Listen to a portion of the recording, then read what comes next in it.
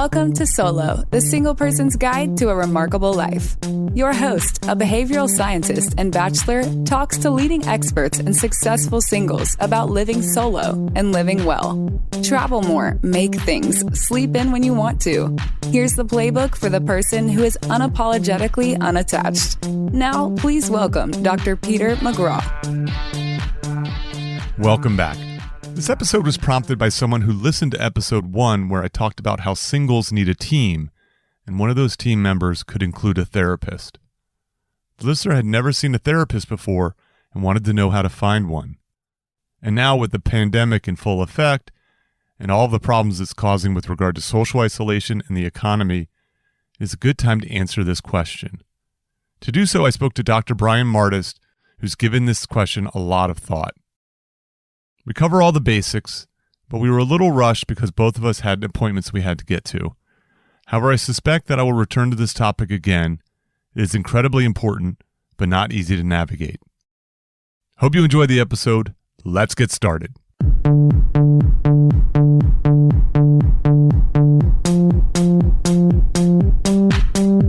Welcome to Solo, the single person's guide to a remarkable life. I'm Peter McGraw. Today's guest is Dr. Brian Martis. Brian is a psychiatrist who works at the VA San Diego Healthcare System and UCSD Department of Psychiatry.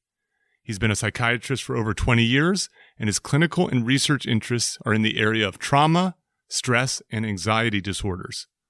He's also committed to helping people find the help they want and need, both by reducing stigma as well as helping navigate the often confusing maze of the healthcare system. Because he's an overachiever, Brian is a student in my MBA course at the Rady School at the University of California, San Diego, and we're doing this interview just after class ended. Welcome, Brian. Thank you so much, Pete. So let me tell you a little quick story about how we got here, and then I'm gonna really turn things over to you. So 3 things happened to cause me to record this. So the first one is solo guest Darwin Metzger and I were talking about how we need to find a therapist.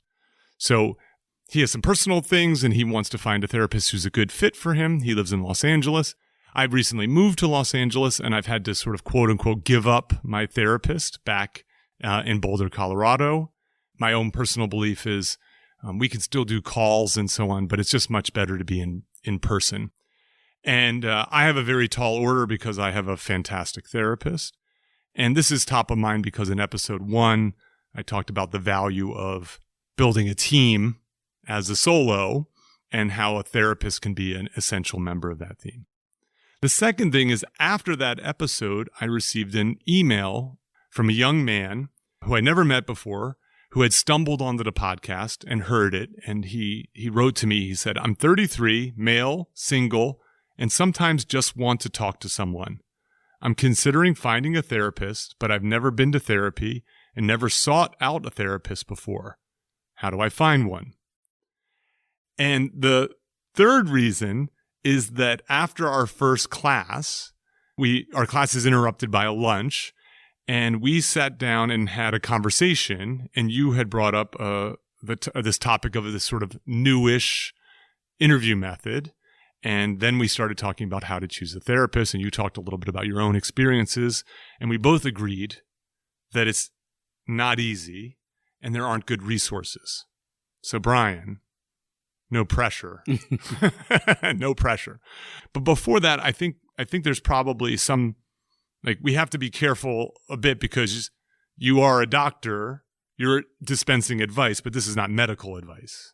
Right. Well, so if I may, I wanted to say 2 things. Okay. One is that I'm sharing information so that people can use that information to make better decisions and achieve their goals. Sure.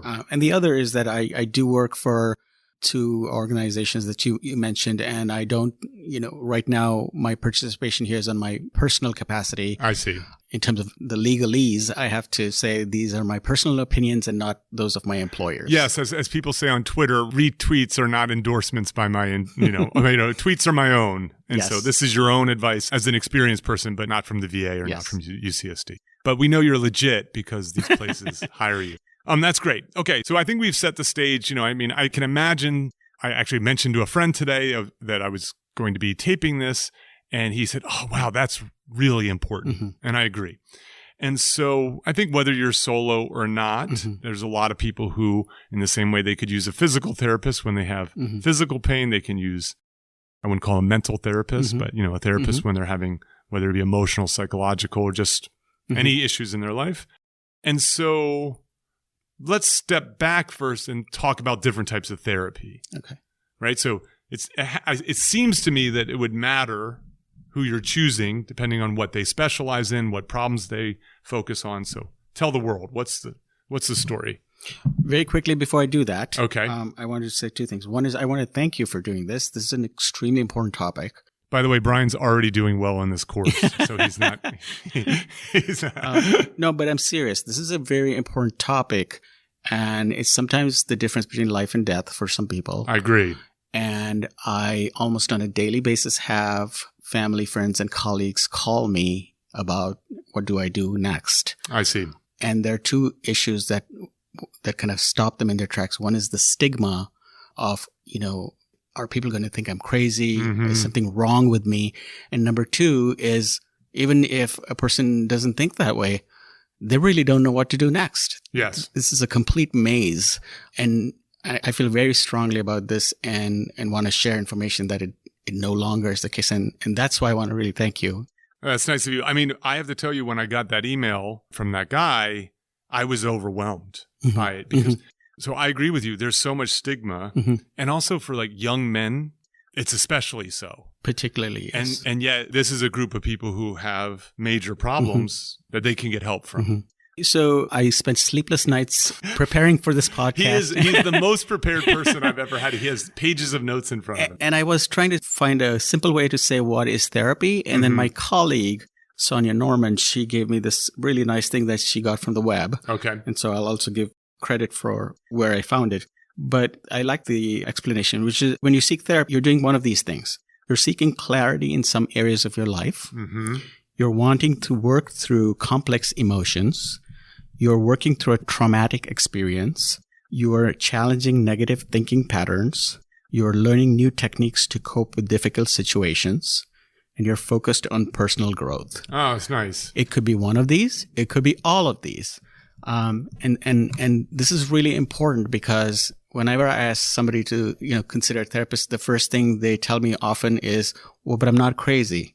And this is a good paradigm, a reframe for this is what it is, right? Yes. The other thing that another really great colleague of mine, Abigail Ancott, told me is one way to present this is what are your functional goals, Mm-hmm. right? What are your life goals and what are your functional goals? And what if you could get professional help to achieve your functional goals, right? Mm-hmm. That would make sense, right? We do that for financial Yeah, I wanna advice. save money. Exactly. I had Money Amy on, in one of the previous episodes, Exactly. how to get financial freedom. Exactly. Yes. And you want to run the marathon, you get a personal trainer. That's right. So it's really important to pause and think, why then do we stop when somebody says, get a therapist? Yes. Right? And so this is, the reasons for this go beyond this podcast, but it's something I want to challenge people with, these examples. I like that a lot. Yeah. Why stop short? Right. If we're willing to, we hire someone For to fix everything our else. car, we hire someone Exactly. to help us lose weight. We hire someone to help Yeah. us. So, I will put those statements that you made Mhm. in the exhibits and the transcript of my website. Okay. And So- I'll cite that. So That's great. Because it comes from a project called the Depression Project. So before you get into the different types of therapy, I think this is really neat because this gentleman who emailed me, one of the things that he said was that he was surprised that I sometimes go and see my therapist when things are going well. Mm-hmm. And I think the reason is he thinks about therapy as just helping you cope with complex emotions or helping with trauma. Mm-hmm. But going to a therapist for personal growth Mm-hmm. can happen whether you're struggling or not. Mhm. And you might even be in a better position to grow Mm-hmm. when you're not struggling. Absolutely. So And- that's great. Well, absolutely. And I thank you for bringing that up because we always think of therapy as, when you say I'm going to therapy, the first thing somebody will say is everything okay? Yeah, that's right. Like, are you all right? And, do you need any help? And we need to really stand that archaic paradigm on its head, because that's just not like, would you run a marathon if you didn't train for several years? You wouldn't, right? Yes. So why would it be wouldn't it be the same for your mental, health? Yes. And arguably it's far more important than your physical health, because it's intimately connected to it. Indeed. I've been working through sort of principles for solo and living a remarkable life. And one of them is this idea that you're never going to be finished, right? You're never going to be like, okay, I'm done. Life is just, Mm-hmm. I'm just done. Mm-hmm. Like, we're constantly going to be working on new things, trying new things. We're never going to be completely, the moment you feel complete will be a moment where you go, oh, there's more to do. Absolutely. And so this idea of growth, I think, is absolutely. There's no such thing as you're done.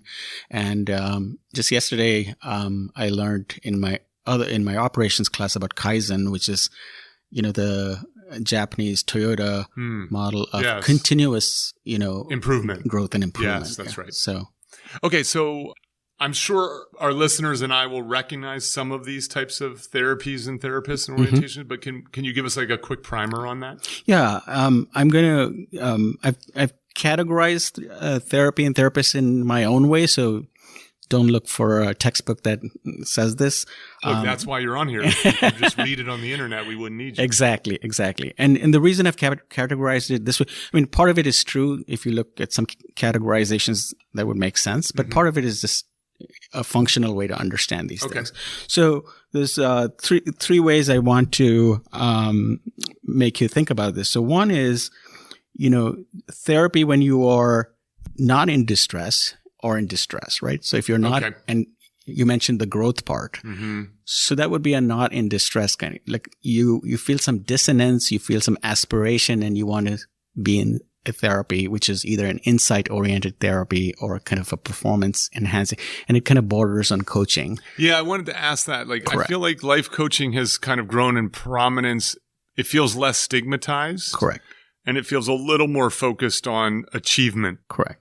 And technically we don't necessarily call that therapy in my field. That somewhat borders on, falls into counseling, coaching, that realm. Yes. Then there's when you are in distress, and that's, if it's acute, then we call it crisis intervention. But if it's serious enough that you are so distressed or is disrupting your functioning, and those are the two key things. One is you're so distressed that it's impairing the quality of life, and the other is that is interfering with your functioning. Whether it's personal functioning, relationship functioning, or work functioning. I see. Right? Okay. That's the threshold for us to call it a clinical condition, and you might have heard the term a clinical disorder. Okay. So that kind of therapy. Okay. So the first kind, you'd go to a counselor, or you would go to a coach, right? Yes. Or you would even go to somebody who's not a counselor or coach. And one example of that is pastoral counseling. I see. Yes. So a mentor of some sort. Or a mentor. Okay. So that's the first group. The second group, you would go to a therapist. And so you're distressed in this case. Yes. And so you would go to, say, a licensed marital and family therapist, or you'd go to a social worker, or you'd go to a psychologist, or sometimes you would even go to a psychiatrist. So what I sort of sense with this a little bit is, but the second group, they can help you if you're not distressed, right? They may. Oh, absolutely. Right. Yeah. So they can serve both purposes. Yes. I yes. see. But mostly people don't, because it's our archaic medical model, which is, it's only when something's wrong. For the most part, when something's wrong is when you go to the clinic or the doctor, yes, right? I see. With one exception, which is your annual physical, which you reluctantly go to. Yeah, that's right. That's really interesting. So my therapist, I pay out of pocket. Mm-hmm. And so he'll see me for anything because there's no insurance that steps in and goes. And that's he's too healthy right now. Yes. Well, and Pete, that's the part 2 of our podcast, because that's a whole new issue. And it's a very important issue, which means, if you want to do therapy, well, who's going to pay for it, right? Yes. And that's a whole new discussion. It's a great luxury I recognize that I have when I was a younger man. Yeah. I had to go to the school counseling center because that's all I could afford. And we can talk about that later if we have time. Okay. Sure. But broadly, we think of three kinds of three broad kind of bins, if you will. One is like an insight-oriented or psychodynamic therapy. So this is a modern version of the psychoanalytical therapy as people know it. Like so the person laying on the couch. Yes. But not laying on except the couch. that we're not laying on the couch. Right, okay. And the basis for that is really to develop a relationship between the patient and the therapist where they examined that relationship in the context of their past relationships. Okay. And that's how they worked through some of the difficulties they're having currently. Okay. And that's why, I'm sure you've heard enough of the jokes about your childhood and your mom and things like that. So that came from the psychoanalytical field, but there are some distilled versions of that, which is really relationships and how you carry them with you and how you explore them. So that's called kind of insight-oriented therapy or psychodynamic psychotherapy. So that's number one. Yeah. The second bin, which is probably most people have heard and know by now, is called cognitive behavioral therapy. Indeed. Even I know that one. Yeah. So basically, cognitive behavioral therapy involves talking about thoughts, feelings, and behaviors without going into, your relationship with your mom or your relationship with your dad, or it still talks about your experience in the form of, say, schema that you look at the world, but those kinds of relationships are less explored. What you're exploring is really your current thinking, behavior, your thinking, your feelings, and your behaviors, and how they're related. I see. Yes. No. I was when I was a PhD student, I was in a research psychology program. But first year you share all your classes with the clinical and counseling psych students, as well as the industrial organizational students, the cognitive students, et cetera. And I remember I had a buddy who, pretty early on, he was starting to as part of his internship, see people and so on. And he was practicing CBT, cognitive behavioral therapy. I just got a chuckle out of it. He would kind of experiment with these sort of outrageous things. Like, so let's suppose someone had a lot of like they were sort of easily embarrassed. They felt like people were very judging them. And he would give them tasks in which they would put themselves in what would be an embarrassing situation. And then he would have them closely monitor how they would be treated. So he'd have them stain their shirt. Or my favorite was go into a bathroom and sit in the stall and make loud grunting sounds. And then come out. And, and the idea was no one made fun of him and laughed at him and pointed at him and all that kind of stuff. I'm really glad you brought that up because that's the classic exposure-based cognitive behavioral therapy that we give for social anxiety disorder, yes, right? That's right. Yes. And so what you described to me is a social anxiety situation where people have a fear of scrutiny. Yes. And not everybody who does have that transiently has a disorder. Like, for example, most of us have all the symptoms when we are asked to stand up in front of the class unannounced and to give a speech, Indeed. right?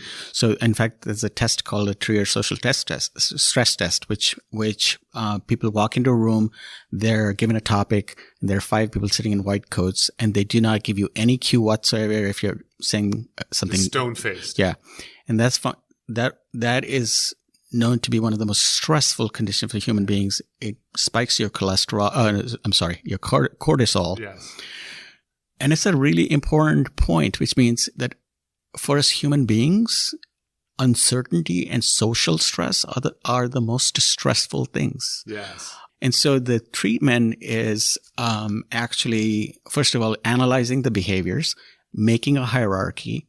So you'll pick the lowest, the thing that makes you the least anxious first. Okay. And then you will master it in the first session. It's not necessarily the first session, but you'll first make a list of these behaviors, right?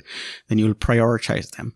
And then you will rank them by how distressed you're. And we call that subjective units of distress. So 0. So it's a very... What would be your 0 versus what would be 100, right? So sitting in the bathroom would potentially be 100 or standing up and giving a speech. And a 0 would be just being by yourself doing nothing or at home, right? And then there's everything in between. So you pick those things, and in each session, you expose the person to it. I see. And there's a brain science basis for this. And then there's just a common sense science, right? Which is, as you expose yourself to this in a graded way, in a safe situation, you get habituated to it, and desensitized to it. And so my understanding is cognitive behavioral therapy works. Absolutely. It really works. Absolutely. Yeah. Okay. What's the third? The third is what's known as the third wave of therapies, which is mindfulness-based therapies and mindfulness-based stress reduction. Many people have heard various versions of this. Some of it is just out in the public in terms of just mindfulness behaviors. But there's actually therapies that are built around mindfulness. Right? Yeah, so-called MBCT, so mindfulness-based cognitive therapy, or mindfulness-based stress reduction. And these therapies incorporate the mindfulness component into the cognitive behavioral session. Oh, that's interesting. You know, I had this experience many years ago where I started to meditate, and I was doing a particular form of meditation called loving kindness meditation. And what was striking about it was, first of all, it's not easy to do, right? You know, to practice this in the same way that yoga is not easy to do. It becomes easier as you do more of it. But it really worked. And it had this incredible sort of pervasive effect in my world, where I became like a less angry driver, for example. And but I never thought that I could get that as part of a traditional therapy. Yeah, and it's growing because people have realized that our existing kind of armamentarium, if you will, is kind of woefully inadequate for the wide ranges of, experiences that we have, and the wide variation of kind of preferences that we have. But mindfulness, one of the things that I like about it is that it kind of, first of all, it draws from kind of Eastern philosophies, and an important component of it is acceptance. Yes, that's right. And then there's a version of that in CBT called acceptance and commitment therapy, or ACT therapy. Okay, so this all sounds a bit complicated to me. Obviously promising, given that many of these work, especially. So how do you go about finding a therapist? So that's the $1 million question, that's why we're which here. brought us here together. So 1 minute before I answer that question, I'll share with you what I call, how do you find resources, right? So usually we can get to when do you think you want therapy, but let's for now assume that you already want to explore. I think that's let's condition this on, this is for people who say, I think my life would be better. Yeah. So the first thing is you could look on the what I call the interweb. Yes. And as you know, there's so much out there and it's so confusing. And what do you search for and so on? Correct. Right? So I would search for, I give you three things, right? Please. One is look at some academic sites. So if you're in say San Diego, look up the UC San Diego site. Look at the academic sites and look at this, Department of Psychiatry or Department of Psychology, and look for resources. Okay, good, because these are vetted by experts. Correct, but these will usually be in the clinical realm. Got it. Okay, so the other is professional organizations. So American Psychological Association, American Behavioral and Cognitive Therapy Association. And I'll put these in the exhibits. Yeah. And there's one particular website which my colleague recommended to me, which is called Psychology Today. Oh yes. Yeah. So I used to blog for Psychology. There you go. So you'd probably be able to speak about it better than I do. But it gives information. It allows you to search for different kinds of, therapists, closer to your area, your zip code. These are all, I don't necessarily know how they're vetted and they're on that website. However, it gives you a place to start. Okay. And it gives you at least some names, and sometimes those names may be part of your insurance list. Yes, I see. So, we were talking about how do you pay for these things. So, And the last group is what I call patient advocacy groups. So for clinical conditions, there are some very strong and, let me just say, outstanding patient advocacy groups like NAMI and ADA, which is the American, the Anxiety Disorder Association of America. And what was the first one? NAMI is the National Alliance of Mentally Ill. I see. And it's one of the older organizations. And there's the ADA. And then there's the IOCDF. This is for people with obsessive compulsive disorder. We're going to put all these on my website. It'll be at the bottom of the transcript for people. So let's get to how do you find the therapist, right? Okay. So let's say you know what you want, and let's say you know which of the bins we talked about, right? The insight, psychodynamic, cognitive behavioral, or the kind of mindfulness thing. Yeah, so my quick observation about that is like, I know sort of what I like. I mean, I've already been to therapy, so I know this, but like, I don't like the sort of psychodynamic stuff that much. Like, I don't want to sit and revisit my childhood a whole bunch of times. Like, I want to work through practical kinds of, as you said, feeling, thought, behavioral changes in my life that can make myself better. So I have a sense of that, but for some people, they may have to sort of try this out and see was one work or fit. No, that is true for even if you knew what you wanted. So because you would still have to try out whether the person that you're going to visit right. So there's a tryout. So there's a fit in terms of orientation, and then there's a fit in terms of personality. Yes, or approach. All of the above, right? So there would be this. Even if you knew what you wanted, there would be an exploratory period. Okay. And if you don't know what you want, then it takes a little longer.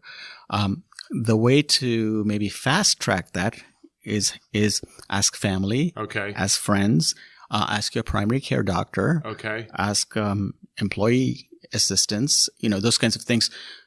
I'm not saying you need to do what they say. I'm just saying asking these people gives you some options. I see. Yes. Right? So it's like old school word of mouth. Yes. Always. The same way you're looking for a mechanic. Yes. You ask your friends. Yes.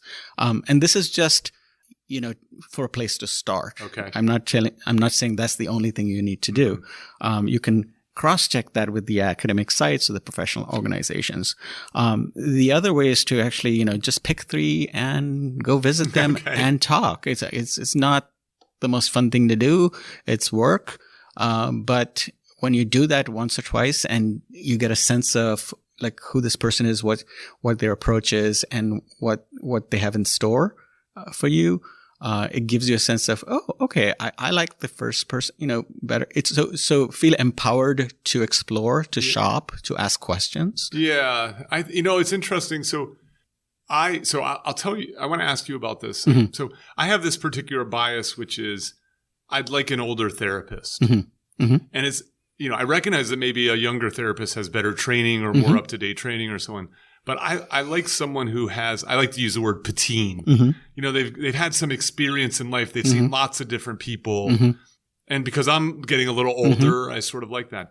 I don't have a preference about gender. I've had great male and great female therapists. And my problems require something like that, But is there some sense, does that matter? Do the demographics, so to speak, of the therapist matter, or should they? This is a fantastic question because I have arguments with my dad quite often about about the doctors that I have recommended for him. All right.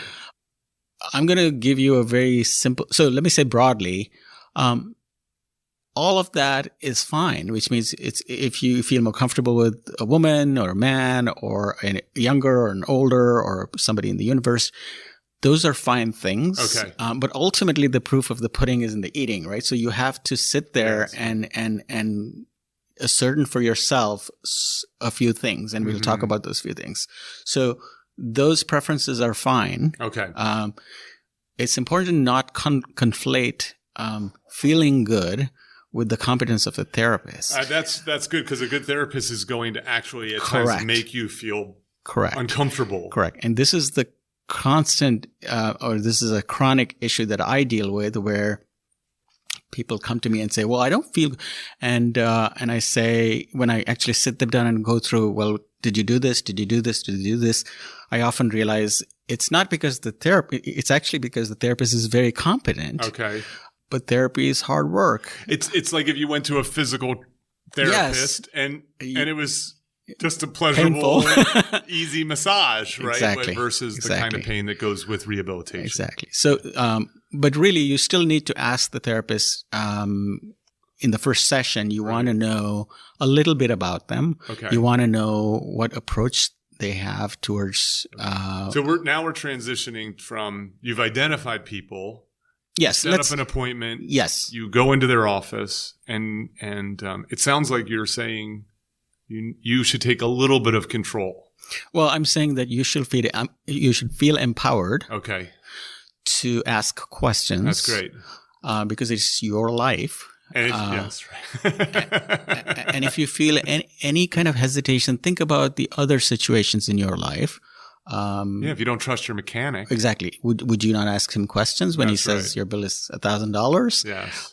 Or would you not ask your financial advisor, why is he recommending this versus that? Yes. This is no different. I would say it's more important. Okay. Now, a word of caution. So when you go on, some of these websites, the APA website or other website, they have these series of questions. And I've always wondered about that because I would be very uncomfortable saying, where did you go to school and what grade did you get in school? Yes. And, et cetera, et cetera. So those are just guidelines. I think you can ask the same questions in a much more inquisitive and kinder and productive way. Not like an interview is what Correct. you're saying. So, for example, you could say, would you mind telling me a little bit about yourself and approach to patients? Yes, right. Right? Or, hey, I told you what I've been struggling with. Do you have a lot of do you have a lot of other people like me? I see. Even the words matter, right? Yes, that's right. If I say what experience you have, you're going to be defensive. I mean, I'm just saying. Yeah, I get it. But if I say, are there lots of people like me that you worked with? Yeah. And you'd say, and that would give you, the same answer. Yes, right? That's right. Or a better answer. Probably a better answer. Yes. Yeah, I agree. What else do you have? Oh, the other is what are we going, what is the framework for the therapy? I see. What are you going to do first? What are you going to do next? Oh my God, this is so fascinating. I've never done this before. Correct. Yeah. Because I want to know, am I meeting with you every day? Am I meeting you every week? Yes. How long am I meeting? What are we going to do in each session? Mm-hmm. And that will very quickly give you a sense of, is this person really doing what they said they were doing on their website? Because we often see people saying that they do certain things, but that's not exactly what they do. Yeah, right. And I'm not criticizing anybody. I'm just saying if you're looking for a certain thing, right, you want to get that approach. Yeah. It's so interesting. I had in a previous episode, I spoke to my barber. I feel like this is a little bit like the same process. Mm-hmm. You go to the barber, you have kind of an open mind, but you sort of pay attention to how, he or she approaches the way they cut your hair. Absolutely. Do they listen to you? How do you feel in the chair? Absolutely. Do they push you a little bit to try some new things? And Absolutely. So on. And, and then you might not return. You might find someone else. Mm-hmm. Like you're kind of looking to build a relationship. Mm-hmm. Yeah, it's interesting. Yeah, it's kind of interesting because, I always think about, I which is unfortunate because that we have modeled our medical system that way. But, you always think of, I'm going to my doctor. Yes. And then you think about going to, say, your psychiatrist not your doctor. Yes. You think of it as something not medical. Right.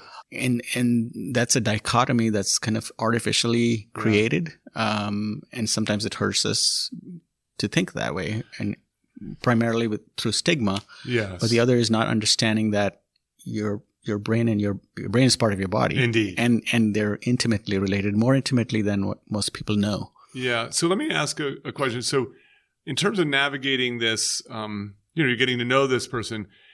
I assume you should just be upfront. You just say, I'm going to be meeting with a few people, Mm-hmm. and so it's okay for them to know this, Mm-hmm. right? You know what I mean? Mm-hmm. Like, just so they know what the expectations are, Mm-hmm. and then. So you go, you're assessing Mm-hmm. the fit, your feelings, Mm-hmm. and so on, knowing that it shouldn't just be about feeling good. Mm-hmm. And suppose you decide to go with someone else. Mm-hmm. Do you tell them? You just It depends on the context. You know, it depends on the context. If you've already told them up front and that you're going to be visiting 3 or 4 correct, people. and maybe you don't show up again, they'll know. They'll probably know. It's not like a first date. You don't have to tell the person you're not asking them out again. It all depends on your values, right? So I would agree with that. The only and there's a value in that because it's you feel good about yourself, right? That you've been upfront, you've done your thing.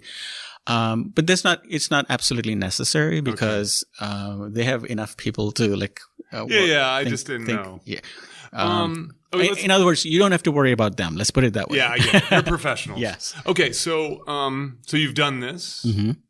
Then what? So let's say you started and you told your story and they listened to your story and they said, you know, I want to meet with you several times to understand the situation better. Yes. At the end of those, say 3 times, I'm going to give you a sense of what I think, my professional opinion, and what we can do. Okay. So a plan. They give correct. You a plan. So we want a treatment. We want a diagnosis, if you will. Yes. Okay. And as we know, there's not always a diagnosis when you're not looking for a diagnosis. If you're looking just personal growth, but for diagnosis, you can substitute the person's impression, right? And that's number 1. Mm-hmm. Number 2 is what is the plan of action or a treatment plan? So it should be articulated. Absolutely. That's great. Absolutely. Yeah. And because many times people come to me and they'll say, well, I've been doing this therapy and I'll say, walk me through that. And almost 6 months to 1 year later, they say, well, but I don't know what my diagnosis is. Oh, that's a problem. I see. Right. And so, and I'm like, well, what are you doing in your session? Right. So, and not that labels are important, but it tells me what the communication has been. I see. So you want to feel heard, but you want the person to tell you what they think and what the plan is. Okay. Again, let's go, going back to your car. If you took it to the mechanic and he said, he listened to you and he listened to the car and he mumbled some things, which they normally do, and he gave you $500 bill. And then said, come back in a week. And did the same thing. And you'd be like, I need to know what's going on with my car, right? So, and the third thing is, a good therapist would welcome questions. I see. Right? And when you ask questions, that they would welcome them and give you a reasonable response. I see. Okay. And not get irritated or flustered or like, why are you asking these questions, right? So you want to feel that they are partnering with you. Yes. This is not a friendship. But this is a partnership. Yeah, I see. And you should feel partnered with. Okay, so suppose you don't, mm-hmm. and you decide after 3 or 10 or 20 sessions that you want to move on. Mm-hmm. I suspect that now you have more information about what you're looking for mm-hmm. in the next therapist. Mm-hmm. Is there anything special about that, terminating that relationship? Well, so again, we go back to, do you want to bring that up and discuss that, or do you want to just not show up, right? Or do you want to say that through email or? It's personal style. It's personal style. It's always good to be able to sit there and say, I think I've gained a lot from these sessions. Yes. I want to look for something different. Uh-huh. It makes people feel their own sense of agency and it empowers them. Yeah, I think so too. I think it's worthwhile. Yeah. But I wouldn't beat anybody, senseless in terms of, you didn't do that. Not at all. It's, ultimately you want to take care of yourself and it's okay. So that's great. And you have like, a couple sort of parting thoughts. Yeah. So, just before the parting thoughts, sure. can I just quickly say that it's really important that when you're doing your therapy, so how do you know it's working? You should be talking about your goals. Okay. You should be working towards your goals. Yes. There should be some outcome measures. So there's some way to measure that you're moving towards your goals. This is really important because I think that a lot of people, especially people who've never been to therapy before, they think of the old school sitting on the couch Correct. where you just talk, and the person writes down notes. Correct. And what you're describing is a much more collaborative. An active, collaborative This is what partnership. I see. This is what I think we should do. Yeah. How's it going? let's reassess, Yes. and so Yes. on. And that's, what I'm saying right now is very much along the realms of, or the lines of the CBT approach. Yes, right. The other two can also be active like this, but in a slightly different way. Okay. But I just wanted to make sure that people know that if you feel that you are working towards your goals and you're able to measure those goals, then you know something is going right. Yeah, that's right. In the same way that your car is working again, Correct. the same way that Correct. your knee's not clicking anymore, Correct. and so. But don't just feel like things are great because once a week I get to go there. I feel really good Yes. because they listen to me. I feel I have a place to vent. Are my relationships improving? Am I less Exactly. anxious? Exactly. Am I Exactly. So those are the sleeping better? those are the etc.? metrics. Okay. But one thing I think is important to note is that these changes may not happen overnight. Oh, They may thank you take- so much for bringing They that may up. take weeks, months. It may take some time. Absolutely. So remember how long it took you to get where you are, Yes. and then know that it's kind of unrealistic to then expect things to, if it took you years to get where you are, it's kind of unrealistic for Fix you it in 3 sessions. in 3 sessions, Yes. right? Yeah. That being said, I'm not advocating, necessarily advocating like years of therapy, Yes. for everybody. I think it's important to be patient. It's important. I always use the marathon analogy for this. Is think about it as a marathon. You're running 1 mile, you're running 2 miles, you're running 3 miles. And one day you will run 26 miles right. with pain. And then Yes. one day you'll run 26 miles without pain. Yes, so, that's great. so remember that. Number 2 is people always think that therapy should make them feel good. And initially, you're not necessarily going to feel good. It's going to be a little bit more of more turmoil because you are now facing things that you may not have faced. Yeah. And it's, again, the marathon analogy, your body hurts, you can't get out of bed, that kind of stuff, right? But eventually when you stick with it, then you will see the benefits of that, right? Because you're strengthening yourself. That's great. So, I know that it is now Saturday night, and you've been in class for 2 straight days, but you have some parting pearls of wisdom.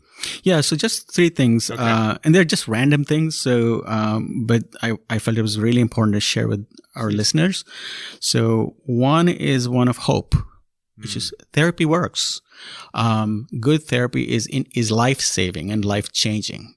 That's number 1. Number 2 is, you are amazing and you should feel empowered to take your life in your hands and ask people questions. And I'm like smiling ear to ear right now hearing this. do not compromise. And I'm talking to our listeners Yes. as well as you, Pete. No, I know you were talking to listeners, but these are people who are pursuing a remarkable life. absolutely. And so- You're amazing. You deserve the best. You should feel empowered to ask the questions and receive the answers that you seek. That's Number 2. fabulous. And number 3 is, this is particularly for people who, may be thinking, hey, should I do therapy? Should I not? And, think about it as an investment. Think about it as what functional goals I want to achieve, Yes. and then and then approach it from that point of view. Unfortunately, the reason I'm saying that is because of the whole stigma of, should I get therapy or not? Look, it's why I talk about it. Yeah. It's why I talk about it to my friends. It's why I've been willing to talk about it with strangers. And I absolutely love that. Because I just think that, if you can, I'm living a good life. Mm-hmm. I'm proud of the life that I've built. It's been a lot of hard work and so on. I feel like doing that thing, seeing therapists, Mm-hmm. and as I said, some have been completely life-changing and some have been so-so. Mm-hmm. But, on balance, it has been completely worth the time, the effort, the money, and you're right, the discomfort in order to pursue that. I think I agree with you. You have to feel like you're worth it in order to do that. And I think a little healthy dose of patience. Brian, or Dr. Mardis, I should Brian say. is good. I had no doubt that this was going to be useful. I feel like this could be will be a great resource for people.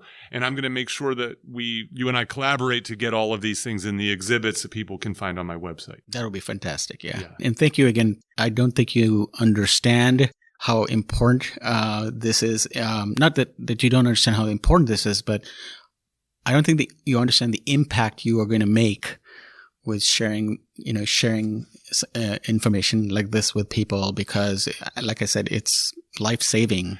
And there's just not a good place to do it. Absolutely. Yeah. Well, I hope for the listeners, I'd like to hear from you. Has this been helpful?